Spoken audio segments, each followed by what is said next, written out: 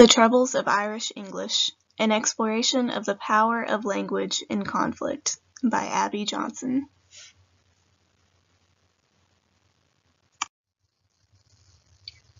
English invasion of Ireland began in the 12th century, but no campaign was truly successful until Ireland was overtaken by the Tudors and King Henry VIII declared himself the King of Ireland. Before this time, previous invasions had already placed many English peasants onto Irish lands and begun a process of ousting Gaelic culture from Ireland. To gain the loyalty of the Irish, English titles were given to their elites. After King Henry VIII's death, it was found that actually enforcing this English rule onto the Irish island was much more difficult than merely gaining pledges of loyalty through the buying of the locals with English titles.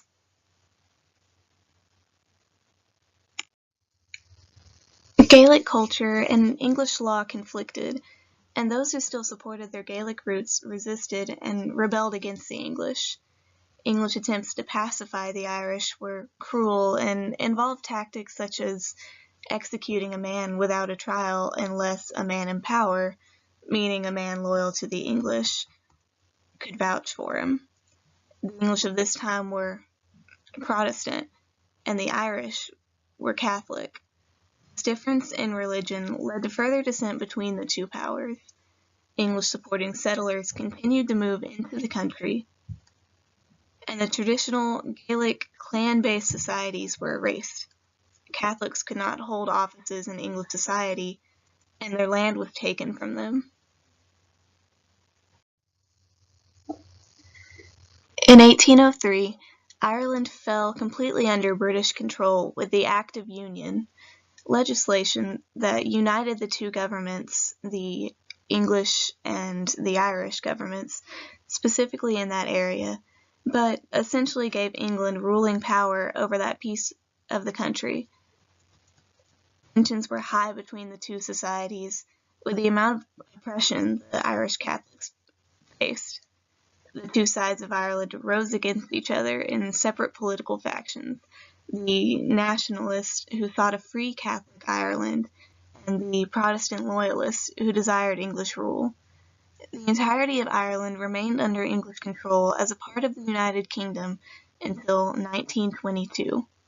During this time, the country saw many economic hardships, like the potato famine that lasted from 1845 to around 1849, and many of the Irish Catholic population fled to other countries, such as the United States.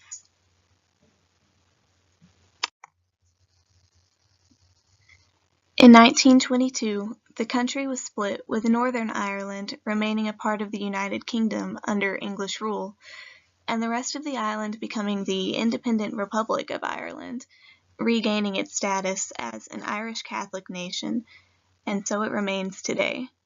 Northern Ireland, on the other hand, remains a part of the United Kingdom, but is ruled jointly by English and Irish powers. This particular system was put into place after a treaty that ended a violent 30-year civil war known as the Troubles, which occurred from 1968 until 1998. The Troubles erupted in Ireland in the late 1960s, specifically in Northern Ireland, after many years of mounting tensions. The Irish nationalists, as previously mentioned, formed the Provisional Irish Republican Army, or the IRA, aiming to end English rule in Northern Ireland. The IRA was formed from the oppressed Catholic minority who chose to revolt against the English Protestants in Northern Ireland by conducting violent protests with bombings and gunfire in an attempt to make their voices heard, to find domination over the English, who they felt was oppressing them. And after about 10 years of this violence, a truce was attempted, with the government split, and an attempt was made to divide the power equally between the Irish nationalists and the English loyalists, but this didn't last, and the violence continued.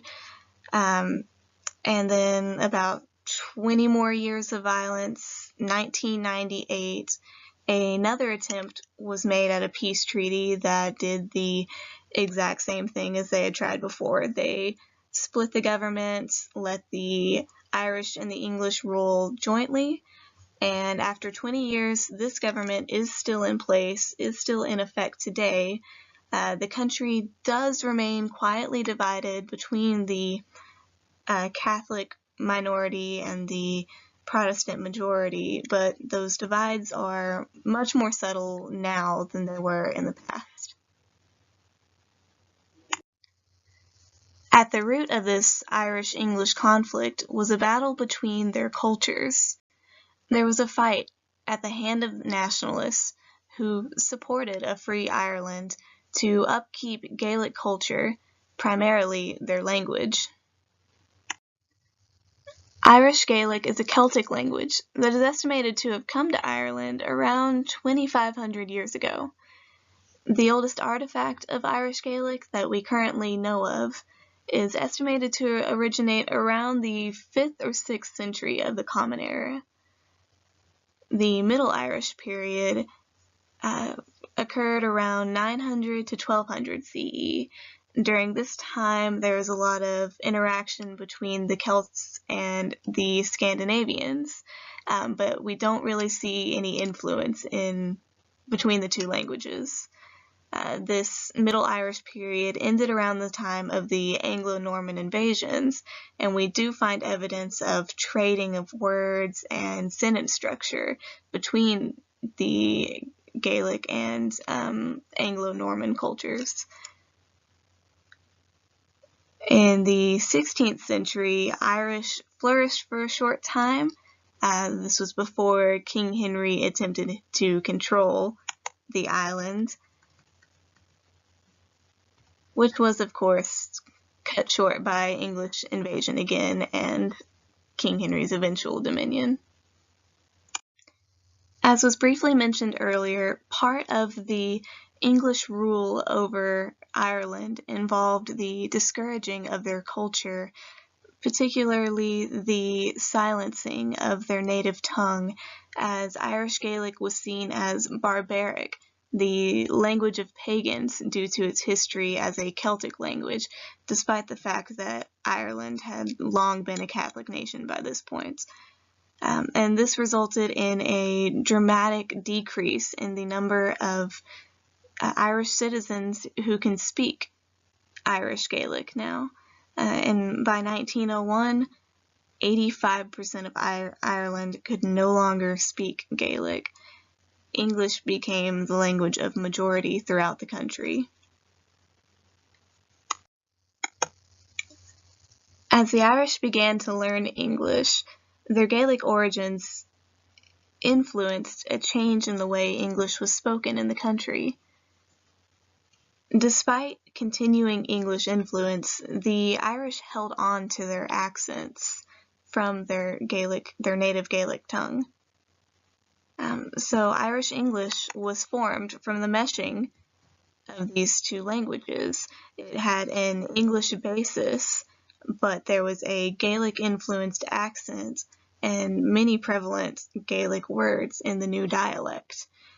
It is believed that the Irish natives, because they were forced to learn English, held on to that Gaelic tongue, that Gaelic accent, to separate themselves from the English. For the purpose of rebellion and the revitalization of culture, the Gaelic language resurged.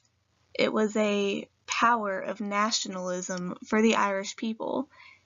In Catholic concentrated areas in Belfast, Irish-speaking schools were implemented during the Troubles, as this period of violent conflict in Northern Ireland influenced the way these nationalists thought about their culture and inspired a will to revitalize that culture and bring back their own language and oust the English language as much as they can. In the 1970s, the first Irish language broadcasting station appeared, further reviving this native language and bringing it back to the modern day and bringing it to the forefront of their society again. Like English, Irish Gaelic has an old, middle, and modern form. Irish had to be revived in the modern era, and it was modernized with this revival to compete with English, and therefore today Irish Gaelic contains a lot of the same structure and even some of the same words as today's modern English. It was heavily influenced by English and its revival. And today, Irish Gaelic remains to be widely spoken after its revival, but is still considered a dying language. Efforts are being made to preserve this language, and today an estimated 40,000 to 80,000 speak it as a native language. This is out of a population of around 4.6 million in Ireland. And according to the 2016 Irish census, around 1.7 million Irish citizens claimed they could speak Gaelic. Only about 1.7% of citizens, which would be around 70,000 to 80,000, said that they speak the language outside of their educational system.